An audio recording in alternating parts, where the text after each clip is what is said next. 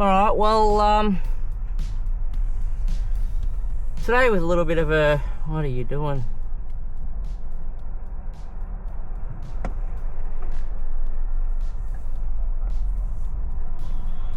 Didn't get what I wanted done in the end.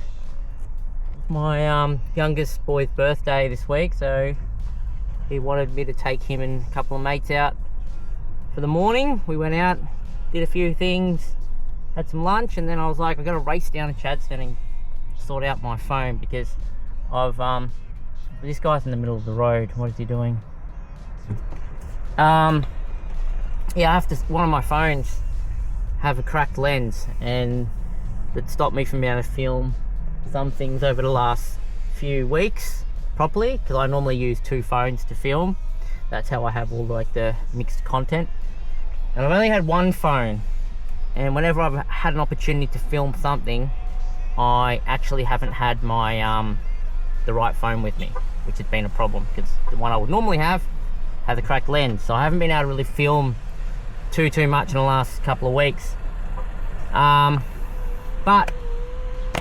apparently I can't come into Apple at a launch time because they're too busy dealing with the new iPhone, which I've ordered. I actually ordered that, but I'm not going to get that for a couple of weeks yet apparently.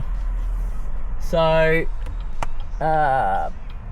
what does that mean? Well, it just means everything's kind of really messed up for me. I do a lot of my filming on iPhones, and when I don't have two phones, it's really hard to explain. It's just the way that I film.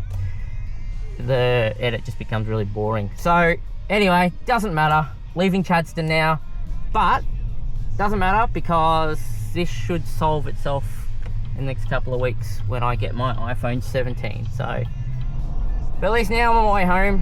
Bit of an update. I'm currently at 37,000 on the odometer, so not quite 40, due for my 40k service shortly. I just crossed over 10k EV only, so I've driven electric only for about 10,000 k's in this car a couple of weeks ago, so we reached that, which is pretty, I guess that's a milestone. So you could say 30% of my driving is EV only, with all my big trips that I do though. Like that's going through Simpson, that's doing all my high country trips, all my long distance interstate trips for work. My average seems to be about 30k's EV only, which 30% EV only, which I don't think that's that bad if you think about it. What do I have to report on the car? Well, I haven't posted a video in a while. It's probably been a little bit weird. My business has been really busy, but also at the same time we've been up to some very unusual things. I am currently expanding All Terrain into a second location where we're actually going to become a Savage Tech Victorian dealer. So not just that, we're also going to be able to do installs. We're finally going to be able to do big caravan installs for Starlink accessories and mounts, vehicle mounts, custom fab. So a few things are happening in the background, and hopefully by mid-October, so that's only a few weeks away, we'll be up and running and operational, and we'll get some videos out and talk about what's going on. Another news, I don't know if you guys remember, I did a video a while back, maybe like 3 or 4 months before I went away to Simpson. One of my neighbour, who's an electrician, came into my office, and he'd bought a Ranger. And anyway, long story short, it's not working out for him in the Ranger, so he calls me last night and he says to me, "We went test driving a Shark." And that long story short, because that went on for 40 minutes, he ended up going out to test the Shark, and him and his partner love it. So apparently he's selling the Ranger and he's buying a Shark. So he's taken a bit of a loss in the economic side of things, because he bought the Ranger and now he's selling it to buy a new car again, the Shark. He's going to end up with a Shark, but mainly from his perspective, he's not an off-roader. He does want to go camping and light off-roading to get to campsites, but not actual forward driving like I probably do. And he's an electrician by trade, so it's going to be a perfect car for him, really. And he kind of thought he should have just gone to it from the start. I did suggest so when he was shopping around, but it was still too early. when the Shark came out to have decided if it was a good car for him, and I didn't want to suggest that it was until I kind of knew more about it, because not much info was out at the time. I think this might have been February, something like that. But yeah, look, more Sharks are appearing everywhere, every day, and people that I thought that would never own like a primary driven electric car are now buying these cars. So that's actually surprising me. Colleagues that I have are buying into the EV market who have always had like a diesel car. I know we've got to do a tow test, so the start of October I am going. Oh, here we go, petrol cars racing. So funny, if that was a Shark, it would have been well and gone.